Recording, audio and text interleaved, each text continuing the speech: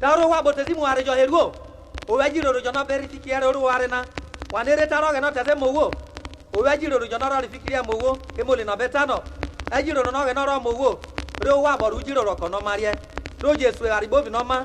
Owo kovie ro ke mama na bobi.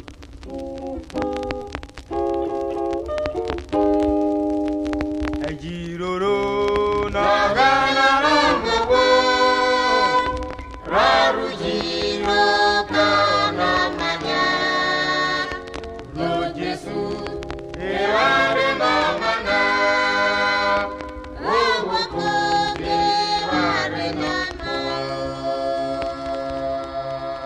Arate tu ro ko woro ari nyare ya ro tuegi lowo ho. Riko o wa bote nyare yo tu no ge no tero ke. Ro tuegi lawo. Ke mora ve sari betano. O wote su vie no ge no ro ke. Anure no re vai vio bana. O ge no takai no wari ehe. Riko wa bote nyare pike pa no rio vo lele yo. O water suge na roka Anure no radio bana Ogana Otanu Maria Atanya Ipano Yabobia O ari bobi no worerwe. Ure wo sa. Keme polo beta koma va obio wa wiro mi zeze za wali degbe sano. O sa umwe mu bobi ugu ke mora ve saria betano. Piki uzi no wo kie. Uye gbugu te towo. Jesu ota rioro. Zieva bona na tiguro komai. Ri ono rorie. Ure vi rovre. Ikuzi na wogena Ugugbe uye uje togo Jeswata Yoraza boti kuyo Reonora wole rapre Oga no gine o abona na gaga. O jabo no ro mo buri ro zere ko ko no ro rie. Ogbegwe kore uzo aso bedebede. Ere Johnny se sa wori bogbe se sa otakoma.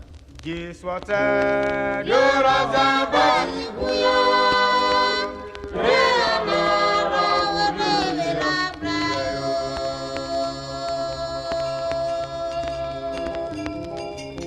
Bigere ni Jesu Christ anya se ba bonana. Ota sai ba odi Johnny se sa. Awori ogbagbe re no. E no se no ko me bobi. Ireti pro me jaro. E ni pro me si bobi. Bere la die die. Jeswata Yoraza boti kuyo Reonora wole rapre No warrior. O wari no ga no ru ro ko ma bo gwanu na. O terra no gina zo wero fia. Waje ba gina na jo ru ro ko ga na no mo ma bo gwana. Wa pa no sari a beta ko mai na no. Ru ro ko o no mo we.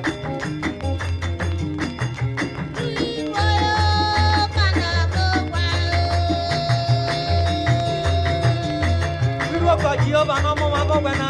Ru ro jo ke. Yesura rogene biaka wa banana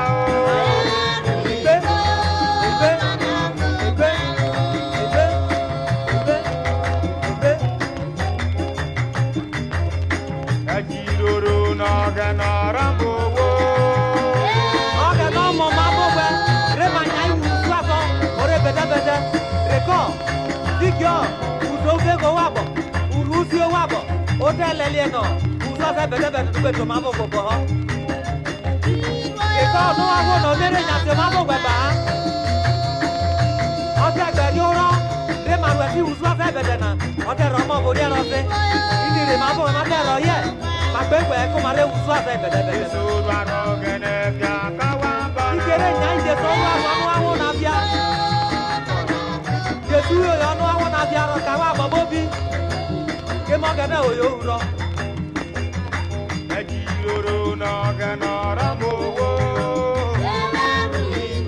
No wo ko na na mo na. Wo ko ki ja jo no awo na. Ro wi Jesu Christ. Ke mo ti ase ja wa beta no. U ya bo na no garo. Amada ma hu yo na na no se. Amada ma hu yo na na no se. Wa ba ni ta no ba do kina na isi wa bento na. Ya ku biure na na wa be ya na.